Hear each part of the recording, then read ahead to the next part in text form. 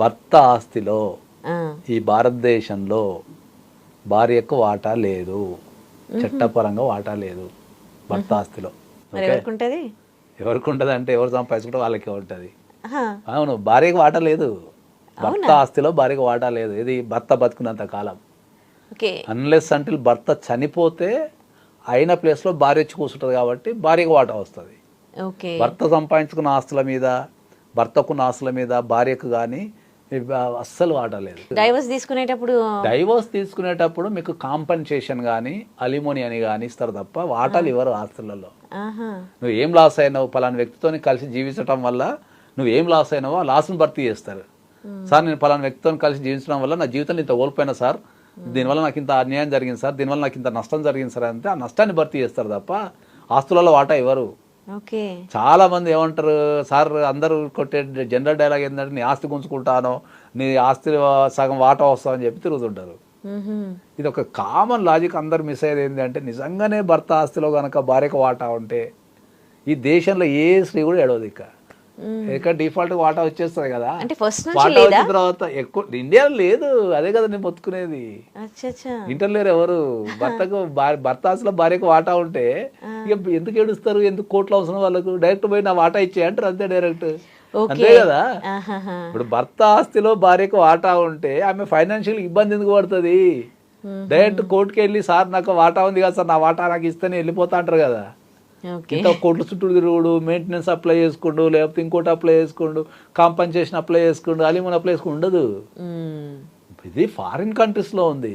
భర్త ఆస్తిలో భార్యకు వాటా అనేది మీకు అమెరికా లాంటి దేశాలలో, ఇంగ్లాండ్ లాంటి దేశాలలో, యూకే, ఆస్ట్రేలియా అట్లాంటి వెల్ కల్చర్డ్ అంటే డెవలప్ కల్చర్డ్ ఉన్న కంట్రీలో ఉంది.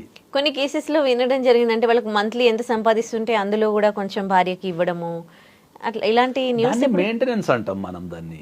ఓకే.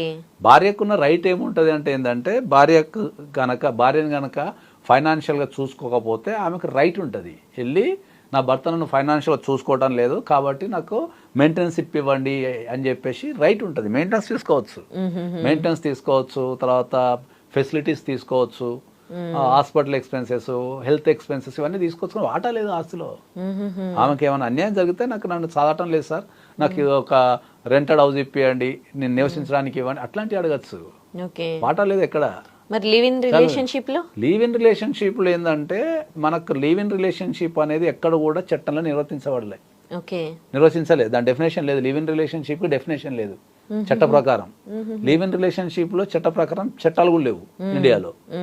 కాకపోతే ఎవరన్నా ఇద్దరు వ్యక్తులు ఒక ఇంటి కింద 2 సంవత్సరాలు అంతకంటే ఎక్కువ నివసించినట్టు ప్రూఫ్ ఉంటే they will considered as a wife and husband. Live in relationship లో 2 సంవత్సరాలు ఒక ఇంటి కింద ఎవరన్నా ఇద్దరు వ్యక్తులు, పెళ్లి కాని ఇద్దరు వ్యక్తులు కనుక నివసిస్తే వాళ్ళని చట్టం దృష్టిలో భార్యాభర్తల కింద పరిగణిస్తారు. కండిషన్ ఏంది? 2 సంవత్సరాలు ఉండాలా, ఒక ఇంటి కింద నివసించాలా, అప్పుడు వాళ్ళని భార్యాభర్తల కింద గుర్తిస్తారు. ఆల్రెడీ పెళ్ళైన వాళ్ళు ఎవరితో అది అడల్టరీ అవుతుంది. లివ్ ఇన్ రిలేషన్షిప్ ఎందుకు అవుతుంది? అది దట్ ఈస్ కాల్డ్ అడల్టరీ. అంటే ఆల్రెడీ ఒక వ్యక్తికి పెళ్లి అయి ఉండి ఇంకో వ్యక్తితో ఉంటే అడల్టరీ అవుతుంది. లివ్ ఇన్ రిలేషన్షిప్ కాదు అది. వాళ్ళకి ఏమైనా రైట్స్ ఉంటాయా? వాళ్ళకి ఏం రైట్స్ ఉండవు. ఇదే రకమైన రైట్స్ ఉండవు వాళ్ళకి. దీనిపైన కిడ్స్ పుడితే కిడ్స్ కు ఉంటాయి.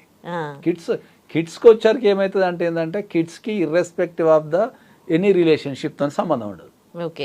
కిడ్స్ ఎంటైటిల్డ్ ఫర్ ఫాదర్ దగ్గర నుంచి ప్రతిదీ తీసుకునేది. ఫాదర్ అంటే ఏంటి అంటే ఇక లీగల్గా పుట్టినా ఇల్లీగల్గా పుట్టినా, ఒక్కరోజు కోసం ఏదన్నా పుట్టినా, ఏం చేసి పుట్టినా కూడా కిడ్స్ ఆర్ సేమ్ రైట్. అంటే ఎంతమందితో పిల్లల్ని కంటే అంతమందికి ఉంటుందా? ఎంతమందితో కన్నా కూడా అంతమందికి సాగాల్సిన బాధ్యత తండ్రికే ఉంటది. తర్వాత పిల్లలకి తండ్రి మీద అన్ని హక్కులు ఉంటాయి. వాళ్ళకు మెయింటైన్ చేసిన రిలేషన్షిప్ సంబంధం ఉండదు పిల్లలకి ఎప్పుడు. They children has every right.